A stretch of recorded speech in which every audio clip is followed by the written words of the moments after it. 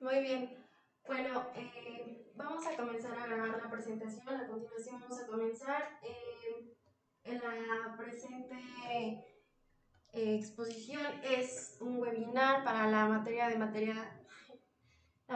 Derecho Fiscal. Los ponentes del día de hoy serán su servidora, Estefanía Aguilar Lascano, mis compañeros, Paola Toledo Nazario, Irán Armenta Rojas y Jair García. Vamos a comenzar con la presentación.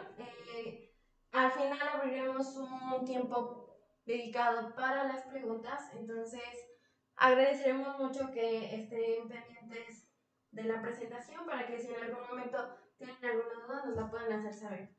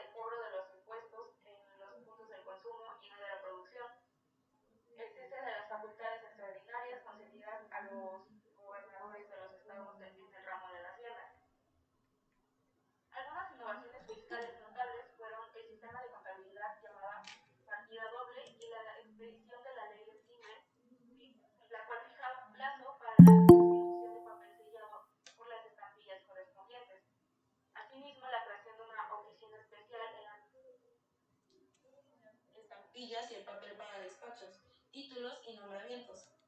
Este es antecedente de la alineación e impresión de estampillas y valores. Yéndonos al porfiriato, aquí las principales características del sistema fiscal de ese entonces fueron que la mayoría de la riqueza del país estaba ligeramente gravada o no pagaba ningún impuesto. Esta es una gran parte y era controlada por el extranjero y algunas familias mexicanas muy adineradas, escapando la porción de su riqueza a la carga impositiva estatal o nacional. También el sistema hacendario federal y estatal también establecido sus propios impuestos y no se tomaban en cuenta entre ellos. Después de la caída de México surgió la Real Hacienda, que se dedicó al cobro de impuestos y la cual estaba constituida por un tesorero y un contador que llevaba el registro de las contribuciones en libros. Después, en la Revolución, ¿le puedes cambiar, por favor, este? En cuanto a la Revolución, entre 1917 y 1935 se implantan diversos impuestos, las cuales son los servicios por uso de ferrocarriles, impuestos especiales sobre importaciones de petróleo derivados, impuestos por consumo de luz y los impuestos especiales sobre teléfonos, timbres, botellas cerradas o avisos y anuncios. Yéndonos al México contemporáneo, aquí tuvieron que transcurrir muchos años para que se hubiera estabilizado la situación y para que los gobiernos hayan modificado las leyes fiscales para disponer de recursos, construir obras y prestar servicios a la colectividad, procurando así una mejor distribución de la riqueza. El sistema tributario de nuestro país, en mucho más que un conjunto de disposiciones fiscales, es también parte de nuestra historia, de nuestras costumbres y de la idiosincrasia misma de los mexicanos. Asimismo, podemos establecer que en la Constitución Federal de los Estados Unidos Mexicanos de 1857, en el artículo 31, fracción 2, estableció la obligación de contribuir con la misma redacción que tiene la Constitución en vigor. El país requiere que haya más y mejores maestros, escuelas para todos los niños, hospitales, higiene, comida, habitación, caminos, servicios públicos y elementos de bienestar y seguridad común. La implementación de la cultura tributaria aplica que en términos que la mayoría de las veces no se comprende e interpretan de una manera incorrecta, por lo que ocasionan una mala aplicación, y es por esto que es necesario definir los elementos que se encuentran ligados con el tema. Yéndonos al punto de los elementos que derivan de la relación jurídica tributaria, tenemos al sujeto activo y el sujeto pasivo. El sujeto activo se va a definir como el Estado o la entidad pública a la cual se le ha delegado una potestad tributaria por ley expresa. El Estado, en virtud del ius imperium, recauda tributos en forma directa y a través de organismos públicos a los que la ley les otorga tal derecho. Estas entidades tienen facultad para percibir determinados tributos y dirigirlos coactivamente en caso de su incumplimiento. El otro elemento es el sujeto pasivo, quien tiene la carga tributaria, es decir, es quien debe proporcionar al fisco la prestación pecuniaria. Para efectos de un mejor entendimiento, como tal, este sujeto pasivo va a ser el contribuyente. Es el sujeto de derecho quien es titular de la obligación principal y realizador del hecho imponible.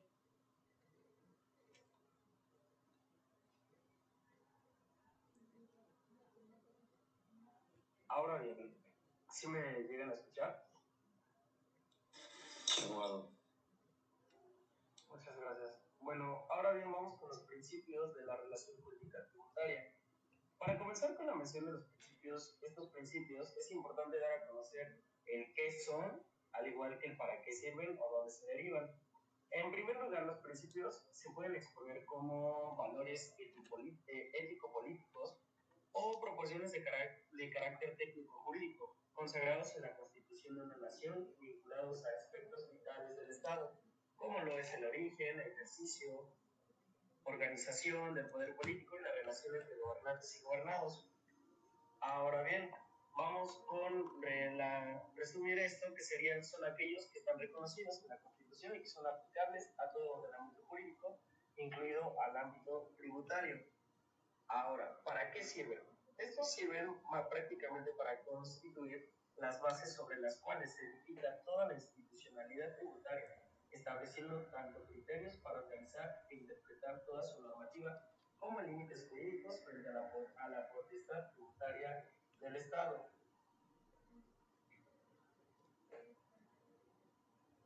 Puedes cambiarlo. Gracias. Ahora, ¿estos principios cuáles son? Empezamos con el de legalidad. El de la legalidad es aquel en virtud del cual los ciudadanos y todos los poderes públicos están sometidos a las leyes y al derecho.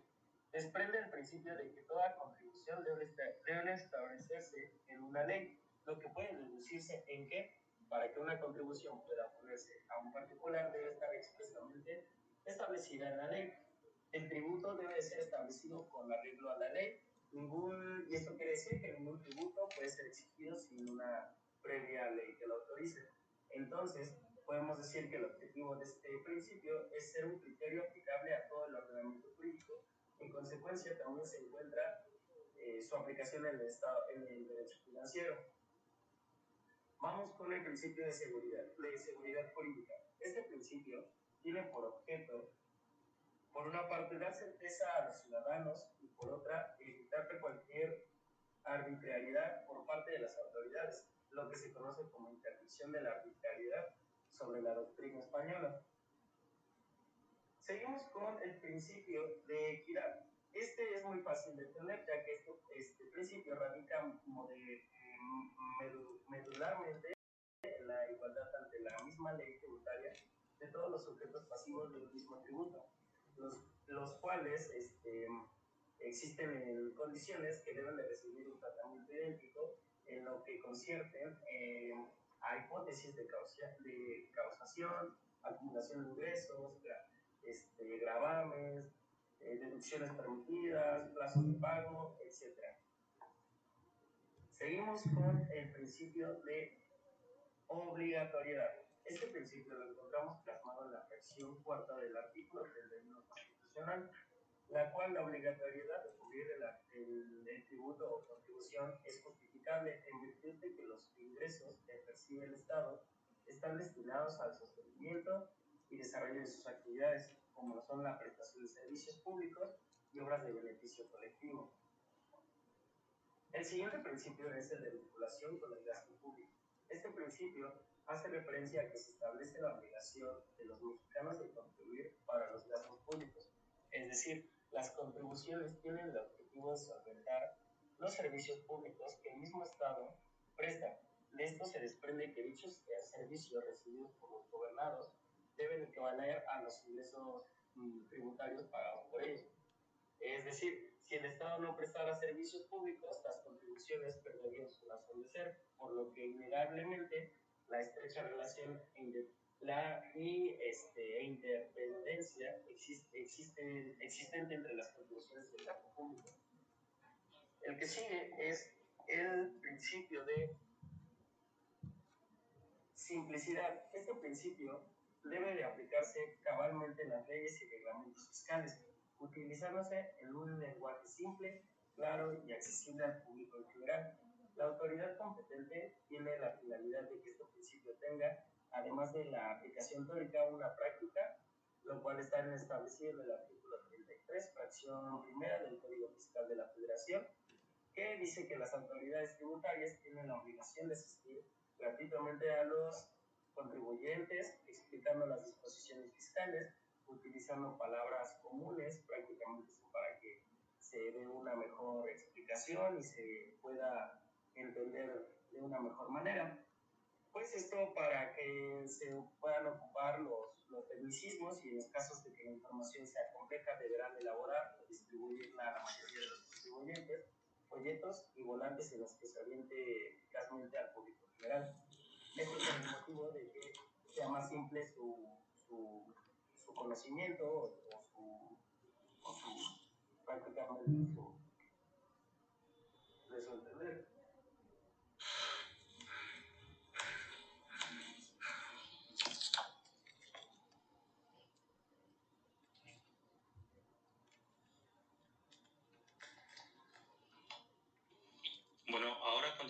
continuaremos con la obligación tributaria.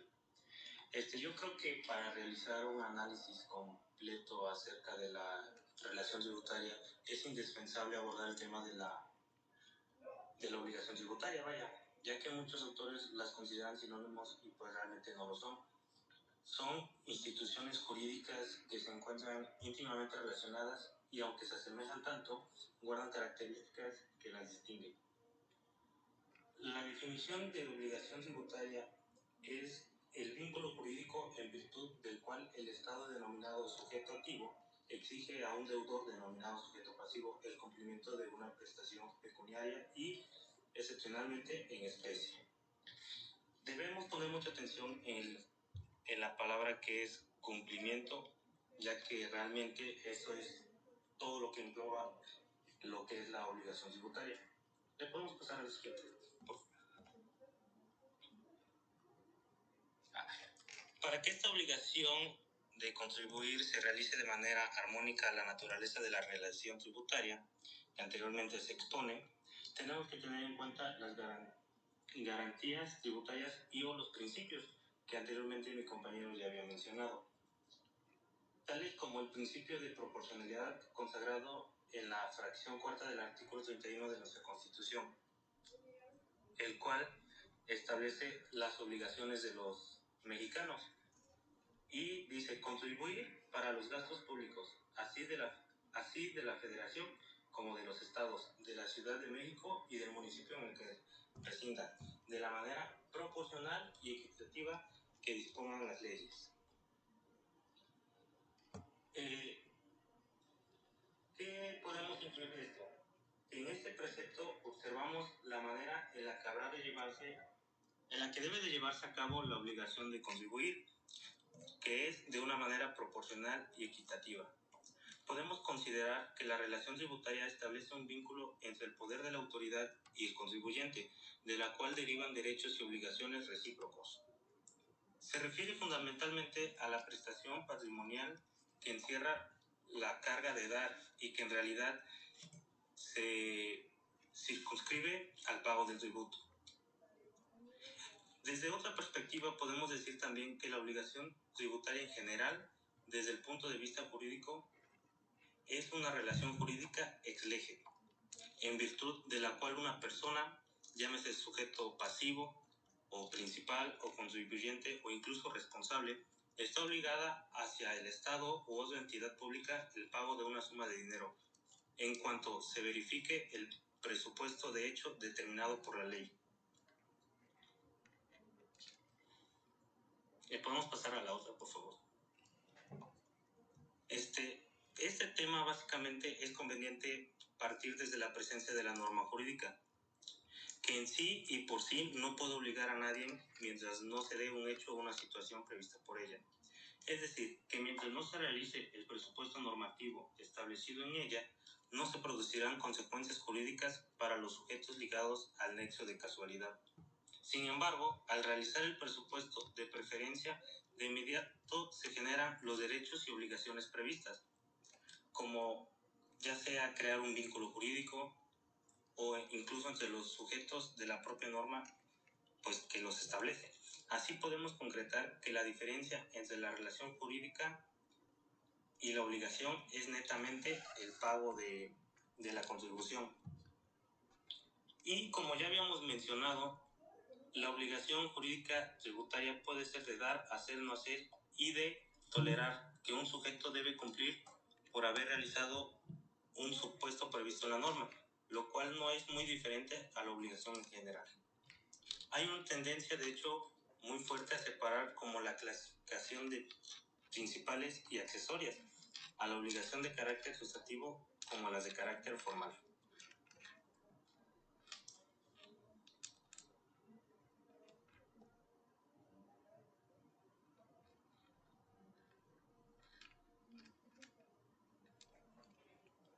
Bueno, ahora vamos a hablar sobre el nacimiento de la relación jurídica tributaria. Es muy importante tener todos los antecedentes que anteriormente ya se fueron señalando con mis compañeros para llegar a este punto con una mejor noción y elementos más desglosados.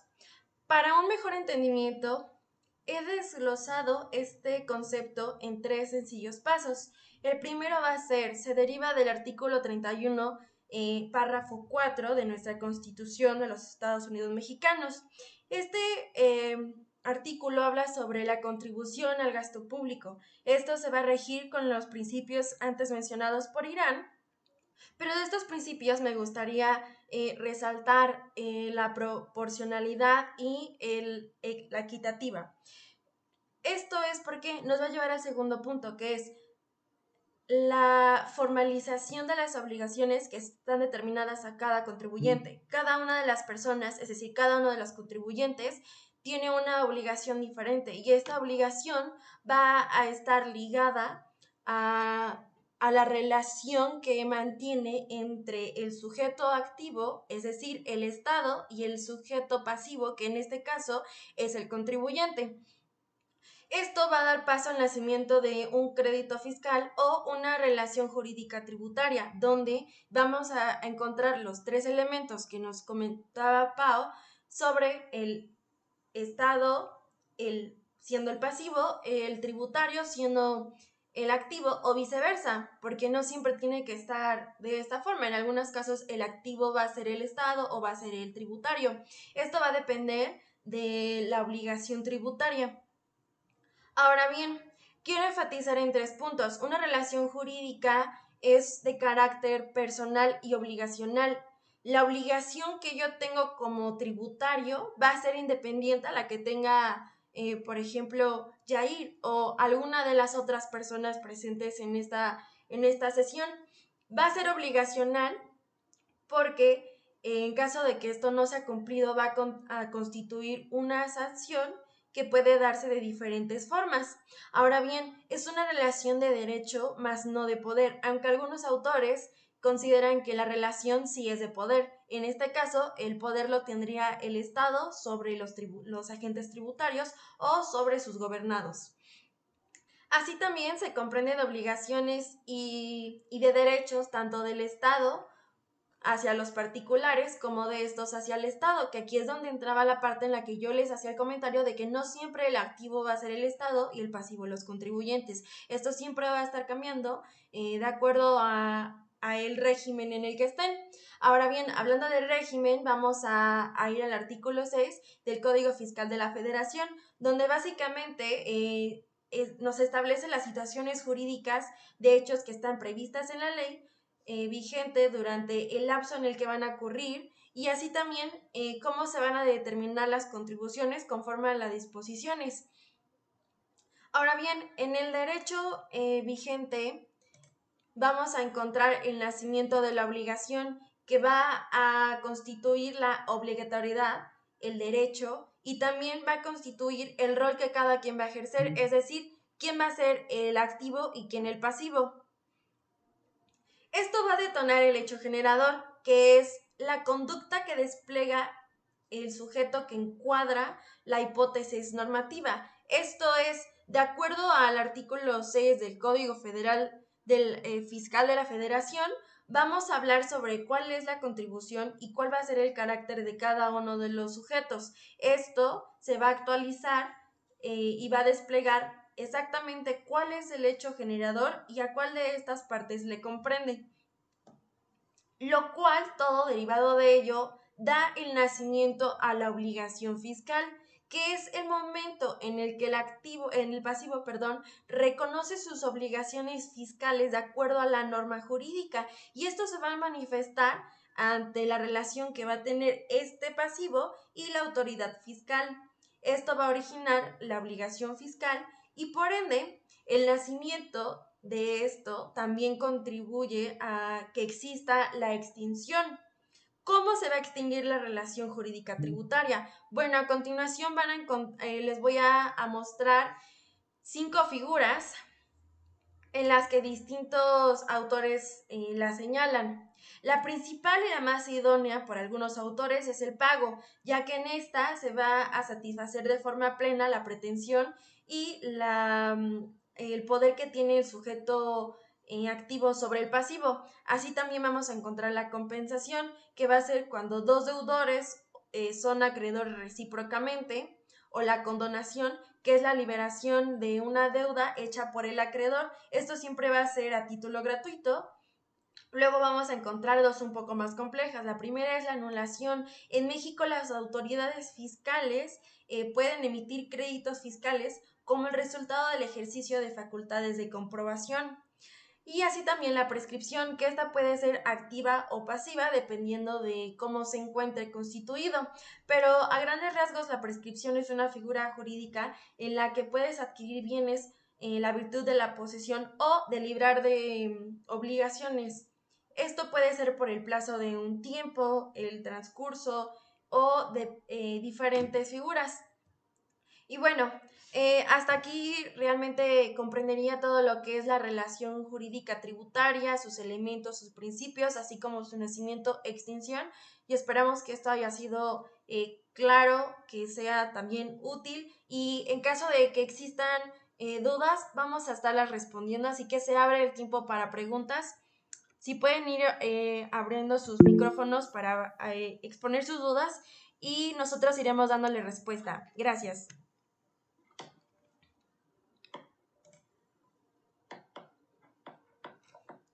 Yo tengo una duda.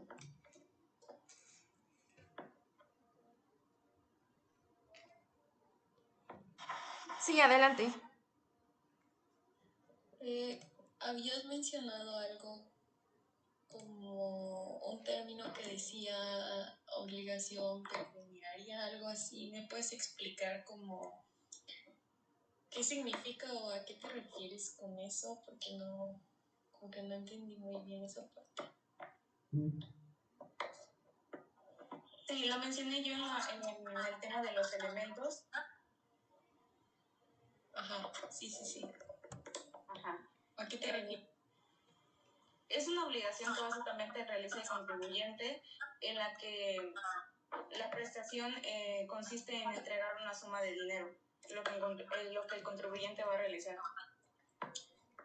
Ok, súper, gracias.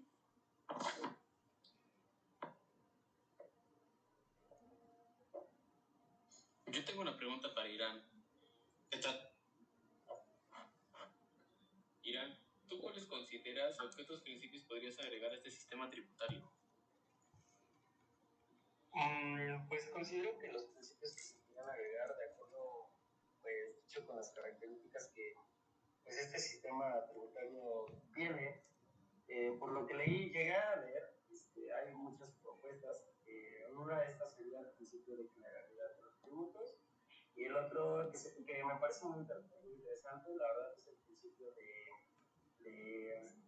se llama el principio de la no complicatoriedad de los impuestos, el cual, por lo que llegué a leer, está basado en el respeto a la propiedad privada, más que nada. Entonces yo creo que serían esos dos principios los cuales yo agregaría como los principales en este sistema tributario. Muchas gracias. ¿Qué tal? Buenas noches. Mi nombre es Sebastián y yo tengo una pregunta para el chico que habló acerca de los principios también. Compañero, ¿cuál es la importancia de los principios de los que mencionaste? Pues realmente su importancia resulta ser primordial para, como ya lo había mencionado, para el sistema tributario, ya que pues estos constituyen las bases sobre las cuales se edifica toda la institucionalidad tributaria, estableciendo criterios pues, para organizar y de la misma forma interpretar toda su normativa. Yo lo manejo más como, o lo asimilo como que estos principios sirven como una herramienta, ya que pues, van a ayudar prácticamente a regir todo un ordenamiento tributario. Esa es la importancia que yo le encontraría a estos principios. Muchas gracias, compañero. También tengo otra duda acerca de cuáles son los elementos que hacen que exista la relación jurídica tributaria.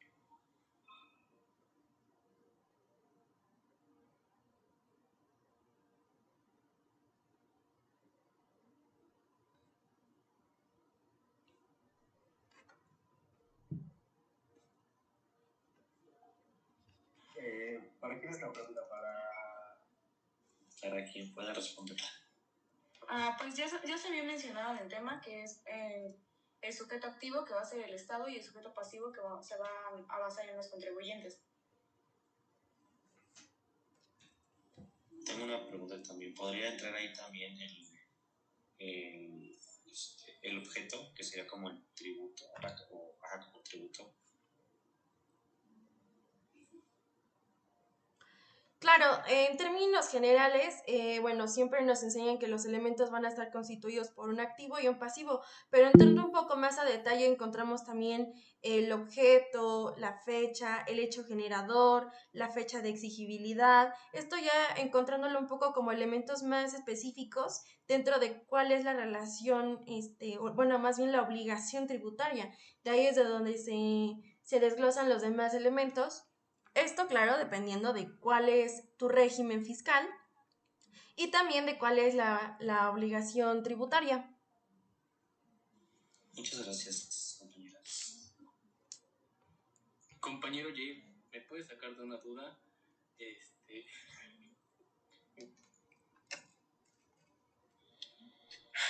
Dígame, compañero.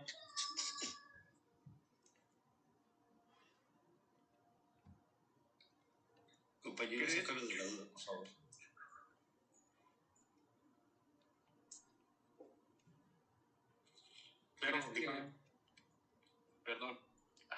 ¿Crees que el fundamento constitucional acerca de la obligación tributaria debe de ser ampliado o crees que está bien?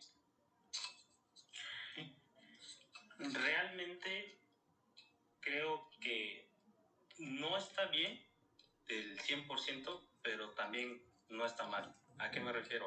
Realmente el artículo 30 establece la obligación de todos los mexicanos. Y pues a lo que yo me refería en su fracción cuarta es que debe ser realmente pues equitativo y pues que todos los gastos, todas las contribuciones deberían ser equitativas.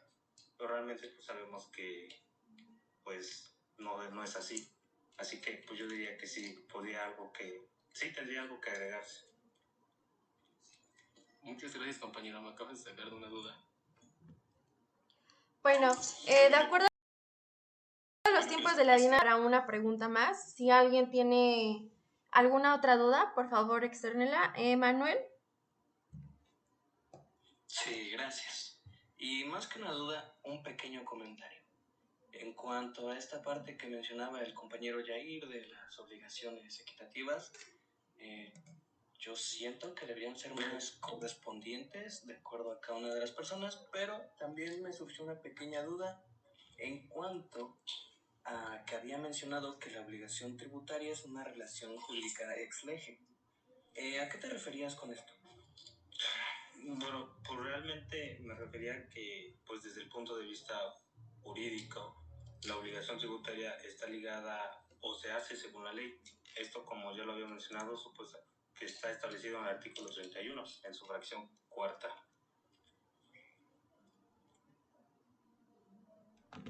Muchas gracias. Bueno, todos los integrantes del equipo agradecemos mucho su asistencia y también el que hayan externado sus dudas con nosotros. Esperamos haya sido muy retroalimentador esta dinámica y que tengan una muy bonita velada. Gracias. Hasta luego, abogada. Buenas noches. Hasta luego.